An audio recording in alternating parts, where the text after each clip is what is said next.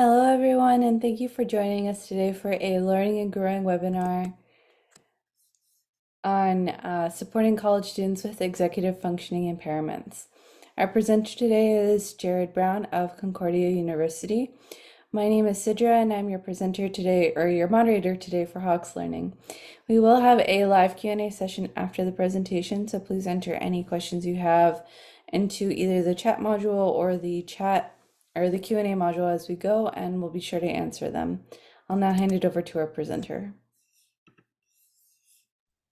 Thank you so much. Well, good afternoon, everyone. I hope all of you are doing well, and thank you for signing up for today's webinar presentation. We're going to take a deep dive into the topic of executive function. And in my opinion, this is the number one topic educators need to learn about in terms of why some students may struggle with certain aspects of academic performance. And we'll talk about all of these things today. If you have any questions, type them in the chat box. If you'd like a copy of today's PowerPoint presentation, feel free to send me an email at this email address listed on this slide. If you have any other questions you think of after the fact, reach out anytime. I have tons of resources on this topic that I am more than happy to share with all of you. If you've never heard me present before for Hawks Learning, this is a copy of my brief professional biography. I'm a professor, trainer, researcher, and consultant. The work I do in the area of executive dysfunction, I've provided consultation to a number of groups and professionals. I go on podcasts and talk about this topic frequently. I've written different articles on the topic, and I've really examined this topic through a multitude of lenses: forensic mental health, academia, health and wellness, sleep disorders, and the list goes on. I believe all of you have a copy of today's training description along with the training objectives. So as we get into this particular topic, when we think about this through the lens of working with college students, and if you're a professor, why do you need to know about this topic?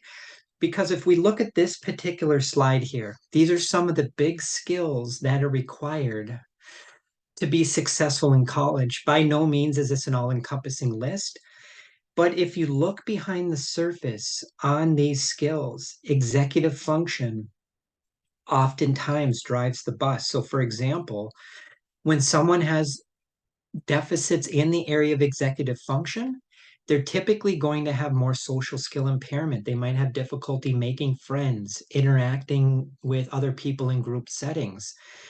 A component of executive function is self-regulation. I'm going to talk about this a few times today. I'm going to use this interchangeably with self-control deficits, disinhibition, and the inability to delay gratification. If you've ever worked with students who are very inflexible in their thinking, they struggle with adapting to their environment, there's a very strong argument to be made that that could be partially linked to problems in the area of executive function. So if you have never had any training in this topic, think of executive function as the CEO of the brain. It is the boss of the brain. It guides day-to-day behavior. There are multiple aspects you're going to find that fall under the umbrella of executive function. The big three are working memory, which is our brain's post-it note. Inhibition is our parking brake. And flexibility is like our steering wheel, our shifter. We'll talk about all of these in detail. At the core of goal planning is executive function. At the core of independent living is executive function. A core aspect of this too is academic performance, how we get along in social situations, how we manage time, planning, reasoning, decision making, organizational abilities, how we understand complex instruction. All of these are linked with executive functioning capabilities. There are many studies that have been published on this over the years within the context of so many different kinds of topics. There's literally thousands and thousands of studies on the topic of executive function. Numerous books have been published on this topic. There's a strong argument to be made that all college professors should become executive function informed. Some people call this, again, the CEO of the brain, the boss of the brain. Some people call it the air traffic control system. When you study executive function, you also need to be aware of the frontal lobes, the prefrontal cortex. At the core of executive function, when it's working properly, we as humans are typically in a better position to regulate our mood state. So during times of stress, adversity, hardship, people with higher levels of executive function typically have greater levels of resilience.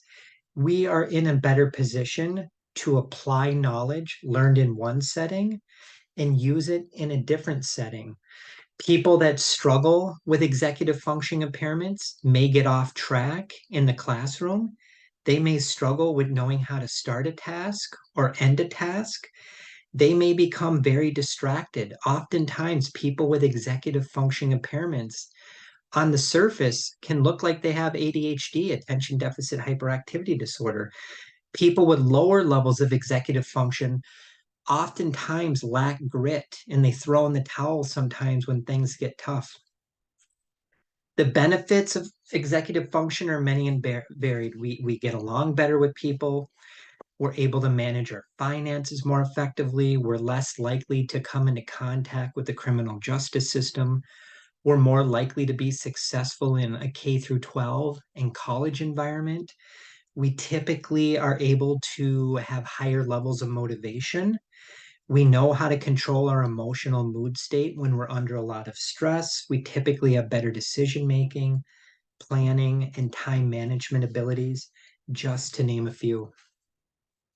Again, there are countless studies that talk about these topics, but I pulled out just a few that I thought were quite interesting. So, when someone has really good executive functioning capabilities, they typically have better reading comprehension. They can understand complex learning much more effectively.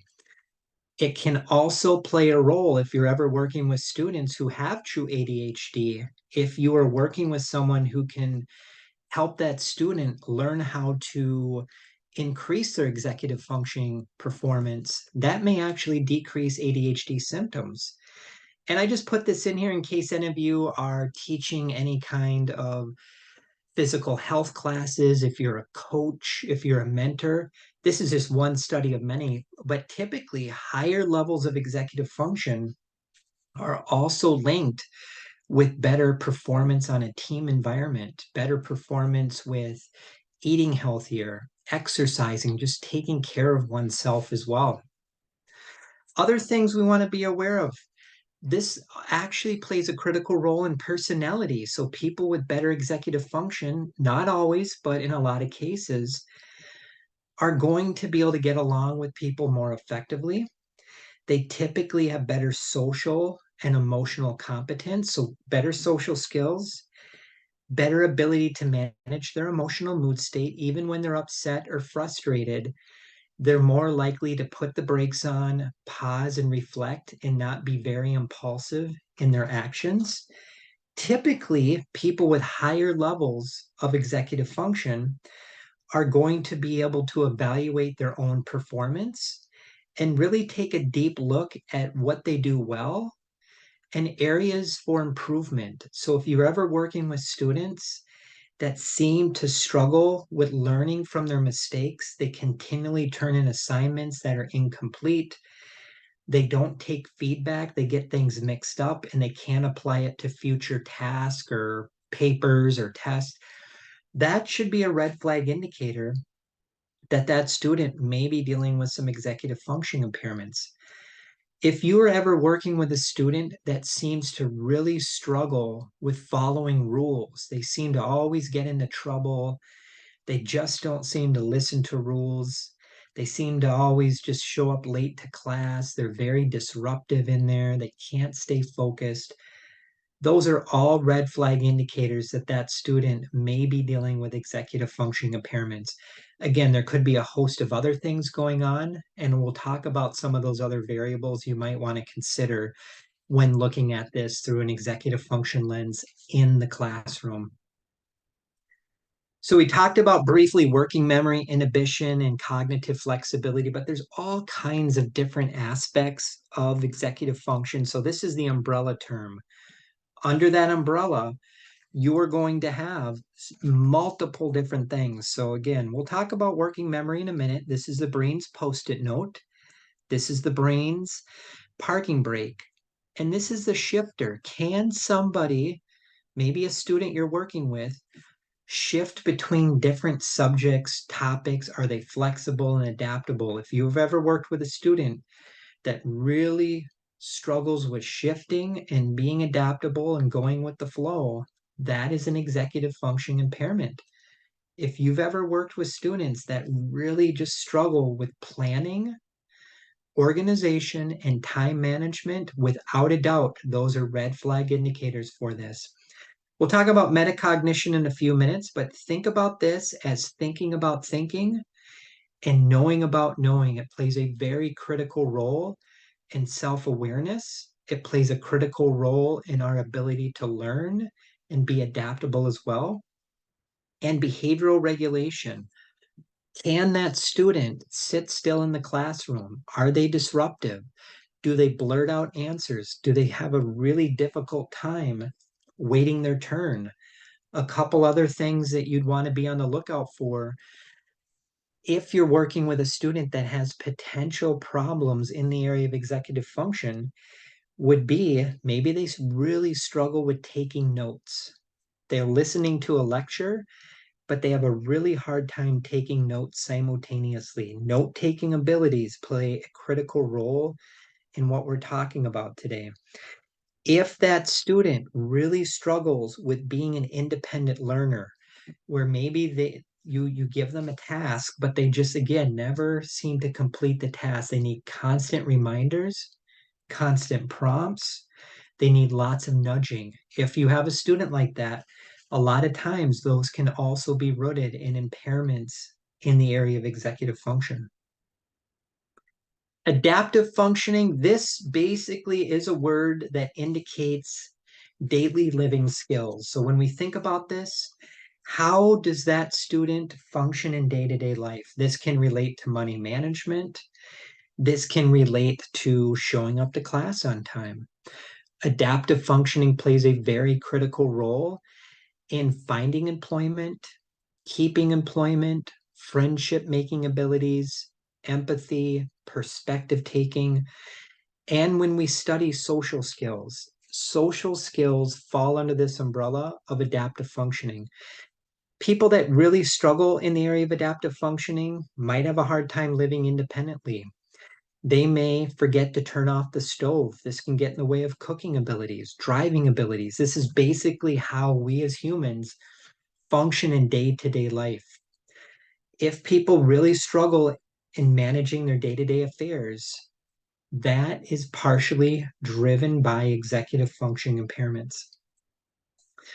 So, why is this topic of great importance? Again, I do believe this is the number one topic we need to be aware of when we're talking about like academic performance. But executive function either drives the bus or plays a critical role in these areas, including many more. I give a lot of talks on this topic. It's called Theory of Mind. If you've never heard of this topic before, this relates to perspective taking abilities, partially relates to empathy. It basically think of this as how that person understands the internal mental states of other people, like thoughts, wants, needs, emotions, intentions. If you've ever worked with a student who has true theory of mind deficits, they may rub people the wrong way. They may interrupt conversations. They may come off as very self focused. They could come off as callous in some cases. They just really struggle with perspective taking. Emotional regulation again. Can they regulate their mood state when they're under a great deal of stress? Social competence again. What is that student's overall social skill ability like? Consciousness is related to this. Moral development. If you've ever worked with a student that has true moral development issues, that student may be more likely to make up stories, lie, cheat, steal. And then if you've ever worked in a K through 12 environment, this topic is equally important in those environments. Children that have higher levels of executive function typically are more prepared as they enter a K through 12 setting. And the same can absolutely be applied to the college setting as well. So, working memory, this is one of the most widely studied aspects of executive function. So, think about this as a powerful cognitive skill. It's the brain's post-it note, but it's an active mental workspace. So, just pretend that working memory is like a chalkboard or a post-it note. We can typically hold a few chunks of information in our working memory without having to write things down. But in some cases, if you're ever working with students that have deficits in the area of working memory, they may only be able to hold one thing or two things in their brain at one time. So if you're asking that student to multitask or to write things down as you're lecturing, someone with true working memory deficits, they may really have a difficult time doing that. This relates to our ability to maintain new pieces of information that we've learned and then use it for later activities. This also relates to our ability to filter out information that may not be applicable to whatever we're working on, and then taking that information and being able to manipulate it in our mind, not in a bad way, but use it to problem solve and make decisions. Working memory is involved in attention, visual memory, calculating a math problem, how we communicate with other people. It plays a critical role in creative thinking, following instructions, language, long term memory, planning and problem solving, and reasoning, taking notes as we listen to a lecture or video, and the list goes on and on and on. It is a critical component of human learning and human interaction.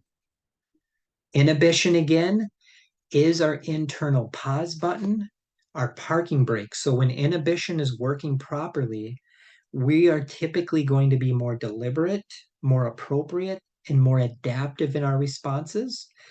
People that have problems in the area of inhibition are going to be typically more impulsive, more automatic, and unfiltered. We have prison systems built in this country for people with profound problems in this area. People with disinhibition issues, like chronic issues, more likely to have mental health problems, drug problems. It's been linked with higher incidence of suicide in some cases, unfortunately. Road rage, impulsive eating, the list goes on and on and on. Cognitive flexibility, again, just pretend it's your car, you're driving down the road, and it's a stick shift. When you go faster, you need to shift gears. When you slow down, you need to shift gears. People that have deficits in this area have a hard time shifting those mental gears, and they have a hard time being flexible and adaptable. This is related to having good mental agility, being able to problem solve effectively, being able to switch between thinking about one task and jumping to another without getting overly stuck on something.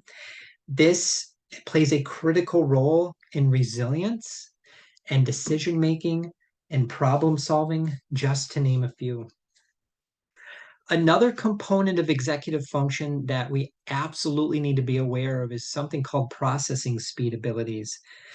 Think about this, the student sitting in your classroom, and if they have slow processing speed abilities and you're giving a lecture or you're watching a video or whatever you're doing, a student that has deficits in this area, their brain can get overwhelmed quickly. It's like a traffic jam or a bottleneck in their brain. So students that have these issues, sometimes they can shut down, sometimes they become more irritable.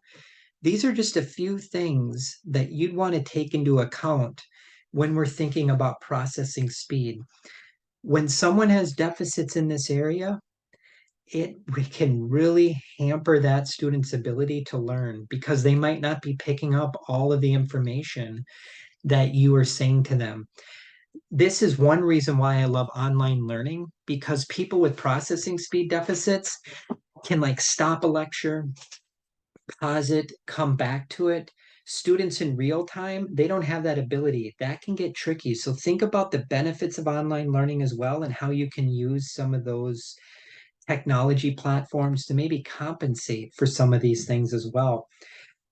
If you work with students that have ADHD, dyslexia, autism, traumatic brain injuries, even people with serious depression problems, all of those diagnoses and many more have oftentimes been linked with having slower processing speed abilities. So, just one basic tip, if you notice this in a student, is just to slow down the task, maybe record what you're doing so that student can watch it at their own pace later on. Those are just a few strategies you might want to try in the classroom. Abstract reasoning and thinking, some researchers indicate that this may be the ultimate kind of cognitive process human beings possess. Abstract reasoning it really plays a core aspect in learning. When we think of this is our ability to kind of see the forest through the trees, understand how and why questions, plan for the future, connecting the dots, our ability to ponder meaning. This plays a critical role in rational judgment and decision making. This also plays a critical role in understanding legal rights and laws. So, if we have any criminal justice or legal professionals in here, this is a very important topic to be aware of too when you're teaching about maybe some of the struggles that certain defendants could have in the courtroom as well. This is a huge topic to be aware of. And I forgot to mention in the beginning, a lot of what we're covering, each slide could be a full day training in and of itself. Just take that into account as we move through today's training. Self-regulation has a lot to do with inhibition that we talked about before. So students with good self-regulation abilities typically are going to be more successful in school. The research is very, very clear on this. People with better self-regulation typically can meet their goals more effectively. They seem to get along better with classmates and their teachers. They're able to stay motivated even in times where they want to throw in the towel, so they have higher levels of grit. This oftentimes relates to having more willpower.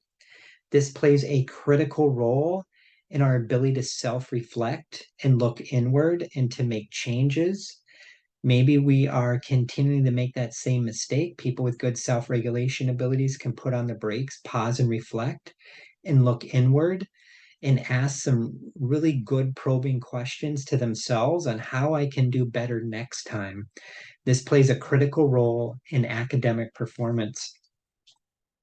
Metacognition, again, thinking about thinking, knowing about knowing. Some researchers call this the ultimate executive function.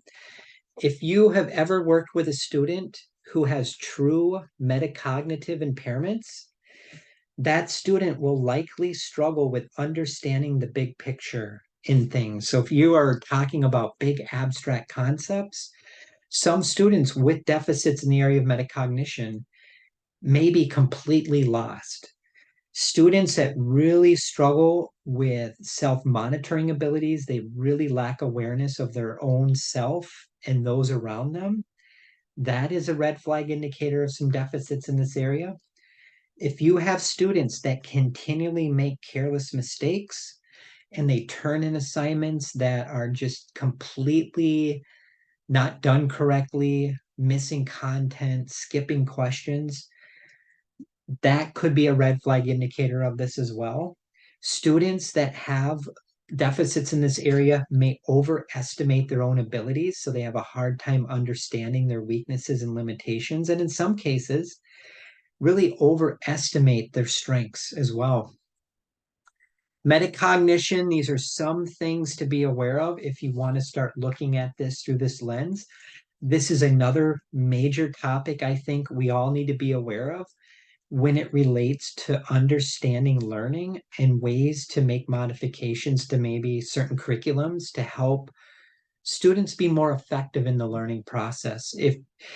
If you want to take your knowledge to the deeper level after this training, I would recommend just Googling metacognitive training, Metacognition for learning, you will find numerous videos online, all kinds of great websites that talk about this. This is a critical aspect of academic performance as well. Language is a huge topic, and oftentimes, if you work with students who have executive functioning impairments, they may have some deficits in the area of language. Language is a big topic. There's entire degree programs for language. But a couple basic things you'd want to be aware of with language. Expressive language is that student's ability to express themselves to you or giving a presentation. Receptive language is that student's ability to take in the language from you as that professor. And pragmatic language is the use of language in social situations. So if you ever have students that struggle with social or pragmatic language, they may misread facial cues, body language. They may not know how to talk to people one on one. They may really struggle with interacting in a group or on a team environment. They have a hard time starting a conversation. They may have a very difficult time ending a conversation. This is basically the use of language within that social context. Organization and time management abilities are governed and driven by executive function. If you have students that struggle with any of these aspects of functioning, that should alert you to the fact that that student probably is dealing with some level of organizational deficit, time management deficit, planning, reasoning, all of these things. When we think of organizational skills, we know how important that is for students to be successful. Time management, extremely important. What are a few things we want to take into account when supporting students with deficits in these areas? Be aware of their processing speeds. Being aware that having too much clutter in your classroom can overwhelm some of these brains.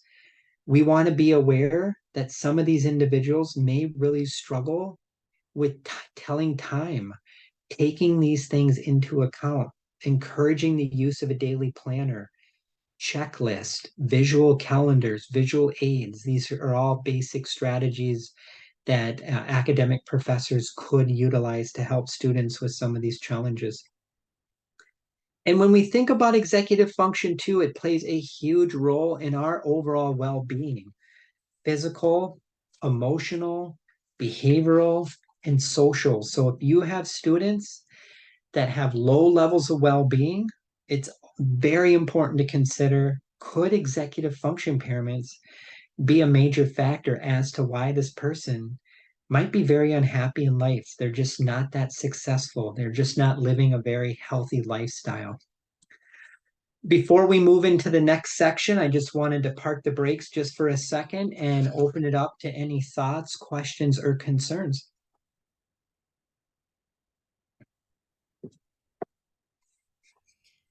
I don't see any questions as of yet. No problem. So when we think of possible red flag indicators you want to be on the lookout for as a college professor, if that student continually struggles with task completion issues, they just get off task, they don't turn things in on time, and it's a pattern, not a one-time thing. Chronic forgetfulness could be a red flag indicator as well.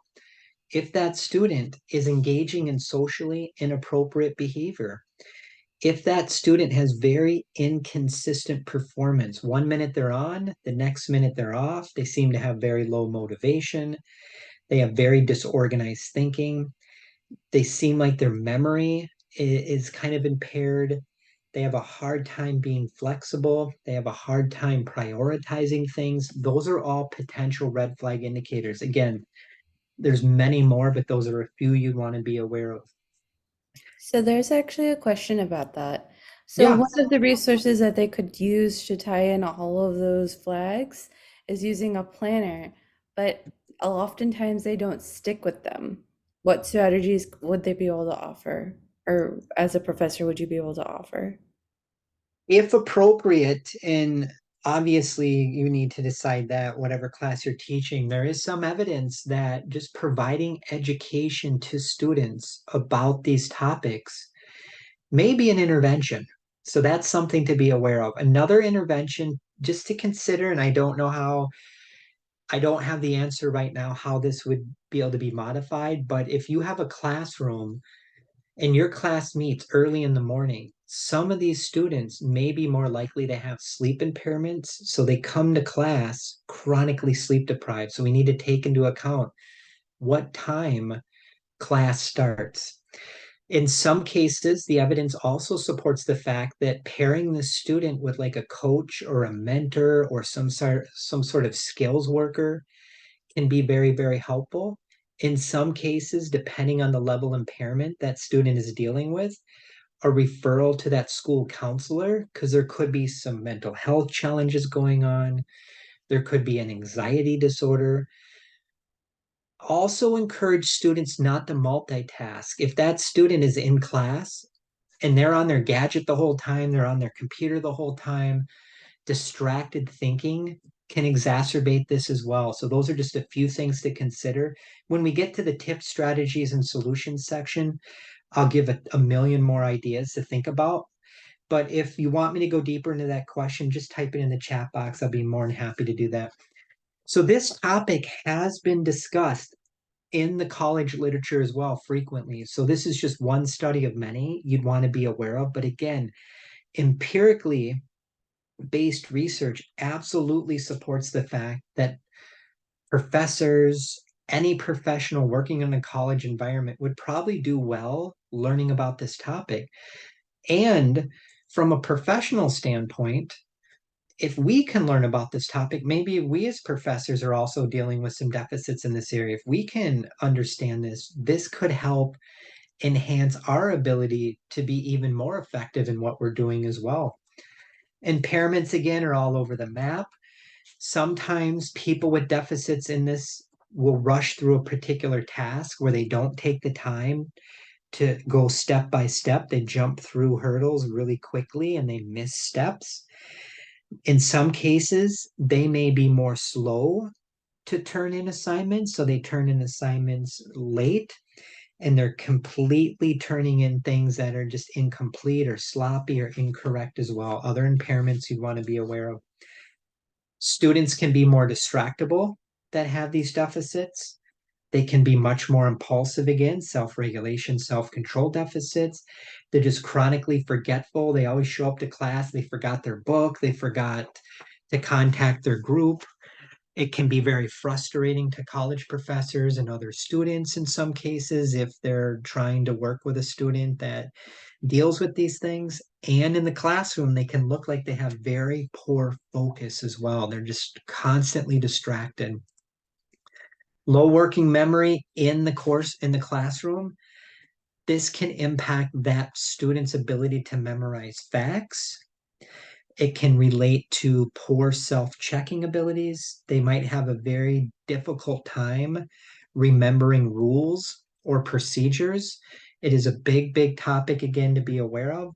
Working memory deficits can be influenced by so many different factors. We're all impacted by these things from time to time. Chronic sleep deprivation, lots of stress, worry, hardship can really erode our executive functioning capabilities. Rumination as well, a big topic. So if you've ever worked with a student or you know people who ruminate, that would be a person who really gets stuck on something. They have just fixated thinking. They can't seem to let something go. There's anger rumination. Some people become more angry. There's depressive rumination. If you've ever worked with a student who ruminates, they might say the same thing over and over and over again. Rumination can absolutely impact working memory abilities. Other red flag indicators, again, we've talked about all these now. I just want to keep pointing this out to all of you because this could be a very new topic to many of you.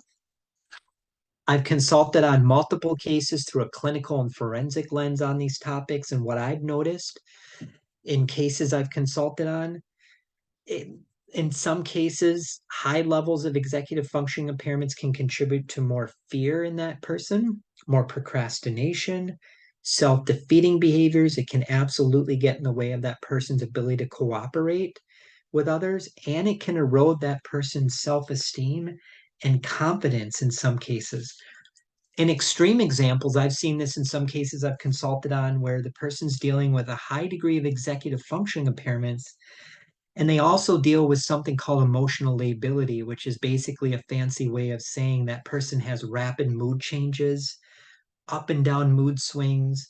They could laugh one minute, cry the next. They're extremely impatient. They're highly irritable. It could contribute to anger control problems on the extreme side of things. That's called emotional lability. So, again, I've talked about this before, but I just want to continue to remind us organizational deficits is likely an executive function impairment. This should be a red flag indicator for all of us to take into account. High levels of stress are very common in our society, and research points to the fact it may actually be even more common among college students. So, high levels of unmanaged stress over a long period of time can absolutely erode our ability to stay focused and concentrate and all of those executive functioning capabilities that we spoke about. If you look at the stress literature within the context of college students, it talks about financial responsibilities being a stressor, fatigue, working the overnight shift, not eating healthy, academic procrastination. I did a training for Hawks Learning on that. I'd recommend checking that out. If you have a student that chronically procrastinates, that's probably a good likelihood that there could be some potential executive functioning impairments. For sure, if you have someone that chronically procrastinates, that is a self control deficit. Unfortunately, we know depression is very high in our society. The era of COVID-19 exacerbated this. We know if we follow the research on college students, depression is quite high among college students as well. So, depression has been linked with having more executive function impairments. If you have ever had training in dyslexia, dyslexia and executive dysfunction oftentimes go hand in hand. Dyslexia is a learning disability. People with dyslexia can have a hard time with reading, reading comprehension, mathematics, matching letters to sounds. This goes undiagnosed in a lot of people. And if you look at the research on dyslexia, people with true dyslexia have working memory deficits. They oftentimes lose things more often. They overlook details. They sometimes can misinterpret directions.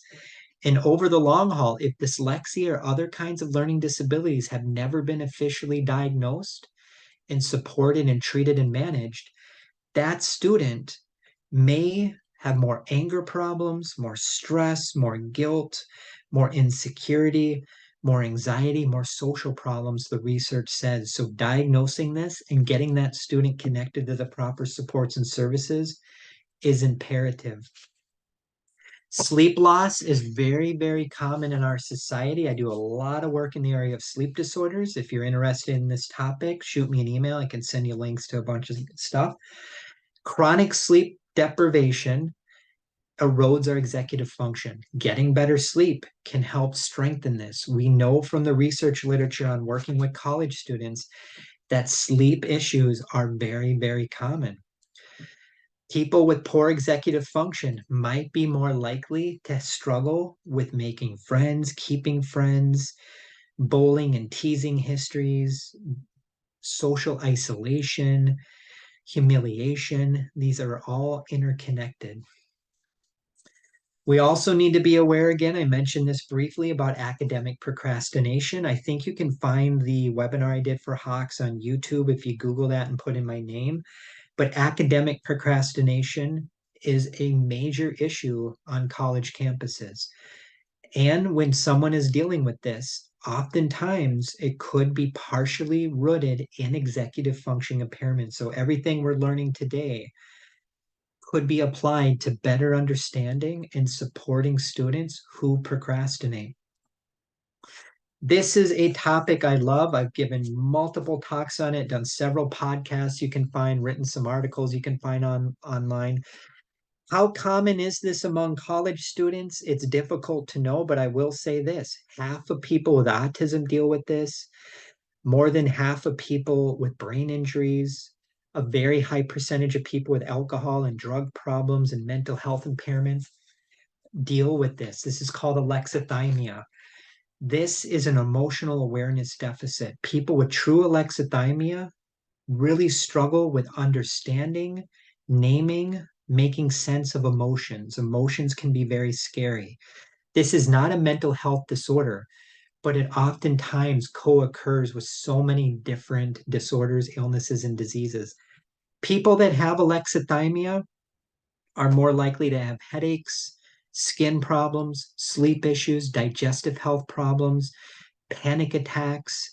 This is a huge factor in relationships. If one partner in the relationship has alexithymia and the other partner doesn't understand this topic, this has been linked with higher levels of divorce and relationship breakdowns. In the general population, about 10% of people deal with this. When we start thinking about clinical populations, that number jumps to 50%. I suspect you guys probably see this frequently. This is probably going to be more common among students who are burnt out, depressed, anxious, worried, fear. It's a big topic, and it's a huge barrier to academic success. Food insecurity. I'm actually doing a training for Hawks Learning later this year just on this topic, so I won't spend a lot of time. But you would be shocked to learn how many studies have been published on food insecurity among college students. Food insecurity is a threat to our health and wellness. And if we are not eating properly and we're dealing with levels of food insecurity, that can wreak havoc on our brain, which trickles down into contributing to more academic performance issues. Food insecurity has been studied countless times over and over and over again. This is a big topic. Be on the lookout for that training later this year if you're interested in that topic. These are just some of the consequences that I'll talk much deeper into when I do this training. But these are some things to think about why we need to also consider this topic within the context of academic learning and performance, as well as these executive functioning capabilities. Earlier this year for Hawks Learning, I did a training on sugar sweetened beverages and how that's a threat to student performance. Part of that is related to energy drink consumption, and the research is pretty clear on this. College students consume a high amount of these drinks, and these drinks have been linked with more brain-based impairments. These are also threats to academic performance. Other things we'd want to take into account is thinking about if that student is dealing with some level of trauma, they just don't feel safe, they're living in an unsafe area. These are factors too that have been shown to contribute to lower levels of academic performance. This has a lot to do with the information processing speed topic we talked about a little bit ago, but if you ever work with a student who's dealing with true information overload, where their brain's just taking so much information and their brain can't make sense of it, students are more likely to be confused. They're going to have more attention problems. They're going to have a difficult time setting priorities, and they're going to have probably a difficult time recalling information. So you as the college professor, if you call on a student who has some of these deficits, that student may not be able to recall that information and articulate it to you or the class in a timely manner. This would be students that have more behavioral problems, more anger control issues, things that you're going to see in the classroom that are going to be more disruptive. These are called externalizing behavioral problems. And we want to be aware, unfortunately, the research too on this is pretty clear. College students, not all college students, obviously, but a lot, they don't sleep well, they may not eat healthy, they're dealing with more stress, and they don't exercise in some cases. These are all threats to brain health and body health, which can trickle down and have a very negative impact on academic performance. And interestingly, too, living a sedentary lifestyle, people that don't move a lot, they just lay around, maybe they watch a lot of TV, they're on their gadgets. This has been linked with all kinds of behavioral, emotional, and social problems, including an increase in executive function impairments. And we also need to be aware of the fact, unfortunately, that mental health issues are real. It's common. COVID-19 clearly has exacerbated this.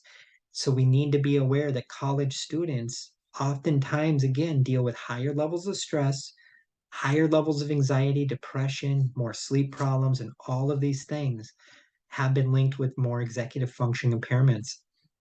And we need to also be aware for ourselves. Professional self care is very important because if we are dealing with burnout symptoms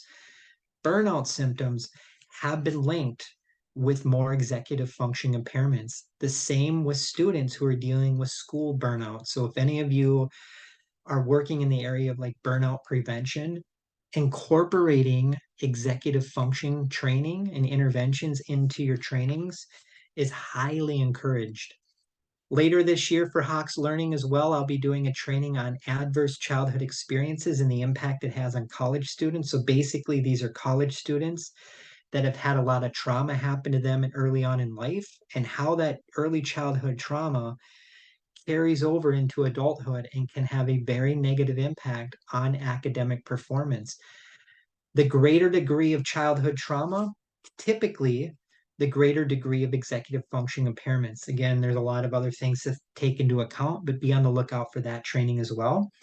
Kids with higher degrees of childhood trauma that goes unchecked or unmanaged typically have more school performance issues. And if you are working in the area of trauma informed care and just really wanting to understand how trauma impacts students, these are some things to take into account in terms of what the research literature says. I'll be taking a much deeper dive into this topic later on this year. And unfortunately, we also need to be aware of the topic of suicide risk. And if you understand the suicide risk literature, you know that executive function impairments is another variable that we need to take into account that does come up in this literature from time to time. Here's one study of many that indicates that executive function impairments is one risk factor for suicide thinking. Obviously, there's a number of other layers to this as well, but it is a factor we need to take into account. Before we move into the last section, tips, strategies, and solutions, I want to stop here and just see if we have any thoughts or questions on that last section. We do. Earlier, you mentioned the ability to shift gears between topics and tasks, but who decides when they should be shifted? I know people who jump from topic to topic during a conversation, but this doesn't indicate healthy executive functioning. Yeah, it really depends. Just ask yourself this, how does it impact their day-to-day life? If they struggle with shifting and they constantly can't hold a job, they seem to have a very bad driving record. They seem to just be very inflexible. They don't seem to get along well with people. That's an indication that's getting in the way.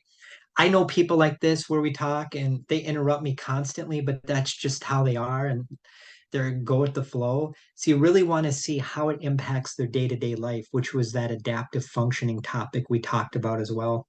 Great question. Thank you. Thank you. Any other questions?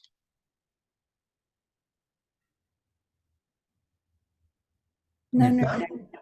what's that? None right now. Okay. So tip strategy solutions. I love neuroscience. I do a lot of work in the area of neuroscience. The more you can learn about educational neuroscience and applying this to the classroom and just understanding how the brain works, you can make modifications to your teaching and learning approaches. And what we're talking about today is a component of neuroscience. So if you're learning about executive function, metacognition, you're obviously learning about the brain and the prefrontal cortex. So becoming neuroscience informed can be very helpful. Equally important is to take into account the role and impact trauma plays on students. There's a whole line of literature that talks about trauma informed teaching practices. But if college campuses become trauma informed, they're taking into account how to best support that student. They're focusing on healing, they're focusing on positive growth. They're really understanding the role and impact that trauma plays in that person's life. You're helping empower the student. You're making that student feel heard, feel known, feel valued. Trauma-informed teaching approaches is talked about over and over and over again in the literature. So really understanding this, maybe seeking out some additional training and consultation on this, because the research is clear. If you utilize trauma-informed teaching approaches, you set up your core classroom in a trauma-informed manner, typically students feel happier, healthier, more motivated, safer, and they feel more empowered to accomplish their goals. These are just a few things to take into account when we think about trauma-informed education. The reason why I'm talking about this within the context of executive function is the fact that executive functioning impairments and trauma oftentimes go hand in hand. So if you're supporting that student through a trauma lens, technically you're also partially supporting them through an executive function lens as well. Resilience, academic resilience, helping students just hang in there more. Resilience is our ability to bounce back from tough stuff. It's a protective factor. It's a psychological strength. It's our ability to be able to manage stress more effectively. People with higher levels of resilience are typically more confident. They have greater problem solving abilities. They have better frustration tolerance. So when that student gets really frustrated, they're able to name their emotions, make sense of it. They're maybe more likely to go to you as the college professor and ask for more help. Academic resilience is a big topic that can support executive function as well.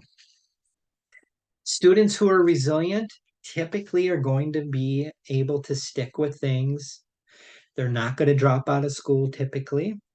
They're probably going to turn in their assignments on time. We would hope that their grades would be better. They're typically going to be more understanding of other students. If we can support resilience in the college classroom and on the college campus, this has been linked with many positive outcomes and benefits. Another thing we need to take into account is social isolation. Does that student feel like they belong, or do they feel like they're excluded? If you look at the social exclusion literature, the consequences associated with that are many and varied. Students who feel excluded and are isolated and maybe lonely typically have worse executive function impairments compared to students who feel valued, known, heard. They feel like they're part of a group. If you look at the social exclusion literature, it's been associated with more mental health problems, reduced levels of happiness, increases in depression, and even aggression in some cases, more self regulation problems, higher levels of alcohol use, self defeating behaviors, and unhealthy behaviors, to name a few, which could be maybe smoking, excessive consumptions of sugar sweetened beverages, living a sedentary lifestyle, just kind of not caring about their own personal health and wellness. So the takeaway point here is, and I think this ties in nicely too with trauma informed care, if you help students feel like they're known and valued, that can play a vital role in not just cognitive health and brain health, but also academic performance. And I don't know how deep in the weeds you would get with this, but I just wanted to point it out. It is in the literature that utilizing mindfulness-based approaches has been linked with greater levels of academic performance. So if you have like a school counselor or therapist, they might do well using some mindfulness-based interventions because it has been linked with helping improve academic performance. If you look at the mindfulness-based literature, it is basically helping people have an attitude of non-judgment, helping students develop more curiosity, having more openness, being willing to just hear other people's perspectives. It's been linked with greater levels of self-regulation, higher levels of metacognition. And if you use mindfulness-based approaches, there is some empirical-based evidence too that it's been shown to help reduce rumination, guilt and shame, anxiety, sleep problems, depression, The list goes on. There's a multitude of mindfulness-based interventions out there, deep breathing exercises, body scan meditations, gentle yoga exercises. These might be things to consider if you have like a qualified professional on your campus to run a group in this. It could help improve academic performance. I'm a major fan of the self-compassion literature. Self-compassion has been linked with so many benefits, and it's been studied within the context of student populations as well. Self compassion, just think of it as helping people just be nicer to themselves. If they screw up and make a mistake, they're able to let that go. They're able to just cut themselves some more slack. If we can practice self compassion, it's been linked with better mental health, better academic performance, better sleep, lower levels of depression. We typically eat healthier. We're more likely to exercise and take care of ourselves. So, self compassion interventions, very, very helpful. Now, I'm not advocating for you to go out and start exercising with your students unless it's appropriate. You have the appropriate qualifications, you've received appropriate clearances from qualified healthcare professionals, but a major intervention that can help improve executive function is movement, exercise, yoga, walking. It is a very important intervention to take into account. If we have any mental health folks in the crowd, school counselors, those folks like that, becoming executive function informed is highly encouraged when you're working with students who are presenting with mental health challenges, because more times than not, they're probably also dealing with some of these impairments. These are just some questions to consider that may indicate that that student might be dealing with some executive functioning impairments. And again, send me an email. I'll share my slides with all of you. But these are some things we've talked about all these today, but I wanted to put them on one slide. If you have students that are dealing with some of these issues, again, that should alert you to the possibility that students dealing with some of the problems in these areas. Interventions, there's multiple interventions. We've talked about mindfulness, well, exercise. These are some different college or some classroom curriculums you'll find in the literature. These are some basic interventions that are talked about in the literature that can help improve executive function. So these are some things just to take into account. I won't read these to you. You'll have these in the slides if you want them. And these are other basic approaches and interventions I have found helpful, and these are also supported in the literature. The more we can be calm, the more calm we are, the less likely we're going to overwhelm that person's brain. Being more patient, being more kind, just modeling self-compassion, respect. Don't try to avoid judgment. Don't jump to conclusions when that student doesn't turn assignments in on time. Could there be something else going on? Stay curious. I try to dig deeper when I see these patterns. Just ask more questions, dig deeper. And also be aware that some students may not always function at their chronological age. Some students may function lower than their chronological age. We need to take that into account. And also just being aware of the role of trauma that we talked about briefly. And these are just some other basic positive interventions, protective factors that are talked about in this literature. There's multiple interventions out there, but these are all just common sense things that have been shown to improve brain health and body health. And that is it for today. I know we covered a ton of info again in a short amount of time, but I'll stick around if you have any thoughts or questions or concerns. I'll definitely try to answer them for you. We have one question. Our ADA office seems behind on times on this topic. They teach at a community college where it seems to have a higher than typical percentage of students with ADD, but the recommendations to the faculty is only to provide a note taker and extra time on exams. Do you have any advice for encouraging the support offices to update their knowledge? Get them more training on this. And what I will say with ADHD is there's probably well over 80 different things or more that could cause ADHD symptoms. So just because a student looks like they have ADHD doesn't mean they always have ADHD. I'll give you an example. Nutritional deficiencies can cause ADHD symptoms, digestive health issues, body pain, sleep complaints, the list goes on. When I do consultation for different groups on these topics, I look through a neurological lens, a biological lens, which has a lot to do with like blood sugar dysregulation, hormones, the HPA axis I've talked about in other trainings. Be aware of social and family factors. It's a complicated topic. There's no doubt about it. But note taking is important, but it goes way beyond that. I would recommend when this training comes out on YouTube, I think Hawks Learning releases it pretty quickly.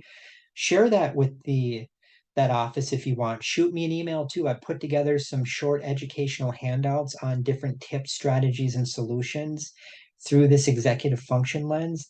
And I've also found it very, very helpful to really understand metacognition. That would be that other search term I would highly recommend. Those would be just a few things to take into account, but shoot me an email. I can give you a whole bunch of other resources as well. Thank you. Yeah, you're welcome. Another question we have is there research suggesting that helping students make it through college helps them long term? Well, anytime somebody can continue to progress in their learning, and if they can accomplish a goal, a couple things happen. They're learning new skills, they're learning grit, they're learning determination, they're learning resilience. Maybe they're forming positive relationships with other people. So, yes, absolutely helping them hang in there and learning these skills, but teaching them how to use these skills, not just in the college classroom, but learning how to be adaptable and flexible as well. And how can they take what they've learned from you in the classroom and then apply it in their day-to-day life and on the job? Those are things to take into account. But absolutely, if we can help students get through college and get a degree and learn these skills, without a doubt it can make a major difference in their lives throughout the lifespan. Thank you. You're welcome. We have one participant asking for you to share your email address again. Yeah, can I type this in the box? Let me just see if I can type it in the chat box here for all of you. And again, I always get back to folks right away, and I'm more than happy to share any resources I have with all of you. So I just put it in the chat box, and yep, I'll send you the slides. I'll send you a couple handouts I've created on this. If you want a couple links to some podcasts I've done on these topics too, I'll share whatever you want. All right, great. Do you have any closing remarks for us? We covered a ton of info today in a very short amount of time, so don't walk away from this training thinking that you know everything now about executive function. We really scratched the surface. I encourage all of you to continue with your training in this because it is so important for academic performance. But this topic is also so relevant in our own lives with professional self-care, how we interact with colleagues. This is one of the fundamental topics that I think all professions need to learn about.